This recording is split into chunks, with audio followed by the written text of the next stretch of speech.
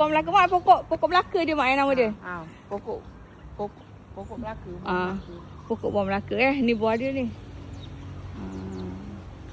Molek pula. Macam daripada jauh nampak. Daun dia ni macam daun asam limau, asam Jawa mak asam Jawa kan? Lebih kurang. Lebih kurang lah. Boleh makan mak buah dia? Boleh. Boleh makan? Putih bawah. Cuba dah, rasa dah apa rasa? Ingat kau lagi abang dengan mak ambil dekat Ngala Masjid Nabi. Mak putih kat bawah lah kak. Bawah tak ada lagi.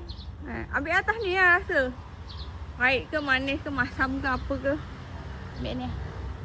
Okay, kita buat review makan buah Melaka. Rangup.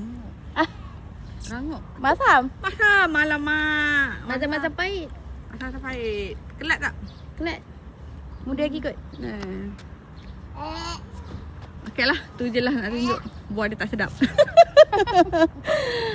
Buah dia tak sedap. Pahit. Pahit masam.